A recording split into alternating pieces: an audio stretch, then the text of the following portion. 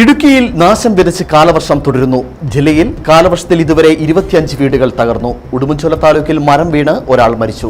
പ്രധാന പാതകളിലെല്ലാം മണ്ണിടിഞ്ഞു വീണ് ഭാഗികമായി ഗതാഗതം തടസ്സപ്പെട്ടു.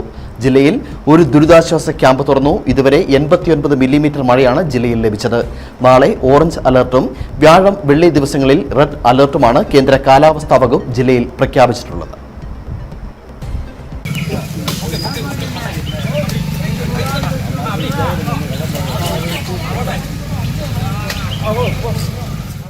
ഇടുക്കിയിൽ കാലവർഷം ശക്തമാകുന്നു. 89 മില്ലിമീറ്റർ മഴയാണ് ജില്ലയിൽ ഇതുവരെ പെയ്തിറങ്ങിയത്. കഴിഞ്ഞ ദിവസങ്ങളിൽ പെയ്ത കനത്ത മഴയിൽ ആകെ 25 വീടുകൾ തകർന്നു. ഇതിൽ 24 വീടുകൾ ഭാഗികമായും ഒരെണ്ണം പൂർണ്ണമായും തകർന്നു. കഴിഞ്ഞ 24 മണിക്കൂറിനിടയിൽ 12 വീടുകളാണ് തകർന്നത്. ഉടുമ്പൻചോല താലൂക്കിൽ 12 വീടുകൾ ഭാഗികമായും ഒരു വീട് പൂർണ്ണമായും തകർന്നു. ദേവികുളം താലൂക്കിൽ 5 വീടുകളും തൊടുപുഴ താലൂക്കിൽ 6 എണ്ണവും ഇടുക്കി താലൂക്കിൽ ഒരു വീടും ഭാഗികമായി തകർന്നു.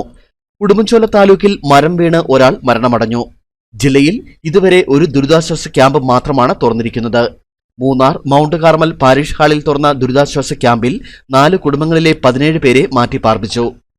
ശക്തമായ കാറ്റും മഴയും തുടരുന്ന സാഹചര്യത്തിൽ കൊച്ചി ധനുഷ്കോടി ദേശീയപാതയിലെ മൂന്നാർ ഗ്യാപ് റോഡിൽ രാത്രികാല ഗതാഗതം മെയ് 30 വരെ നിരോധിച്ച് ജില്ലാ കളക്ടർ ഉത്തരവിട്ടു.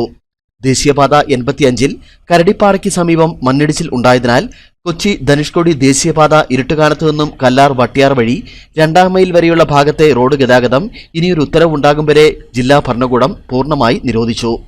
കുമളി മൂന്നാർ സംസ്ഥാന പാതയിൽ മരം വീണ് ഗതാഗതം തടസ്സപ്പെട്ടു. സംസ്ഥാന പാതയിൽ ഇന്ന് 17 ഇടങ്ങളിലാണ് ഗതാഗതം തടസ്സപ്പെട്ടത്.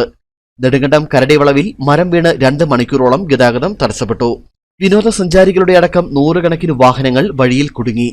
കുമളി മൂന്നാർ സംസ്ഥാന പാതയിൽ നെടുങ്കണ്ടത്തിനും ശാന്തൻപാറയ്ക്കുമിടയിൽ നിരവധിയിടങ്ങളിൽ മരം വീണും മണ്ണിടിഞ്ഞും ഗതാഗതം ഭാഗികമായി തടസ്സപ്പെട്ടു. അതിതീവ്ര മഴയ്ക്ക് സാധ്യതയുള്ളതിനാൽ ജില്ലയിൽ വ്യാഴം വെള്ളി ദിവസങ്ങളിൽ കേന്ദ്ര കാലാവസ്ഥാ വകുപ്പ് റെഡ് അലർട്ട് പ്രഖ്യാപിച്ചു. നാളെ ജില്ലയിൽ ഓറഞ്ച് അലർട്ടും പ്രഖ്യാപിച്ചിട്ടുണ്ട്. News desk Idukki vision.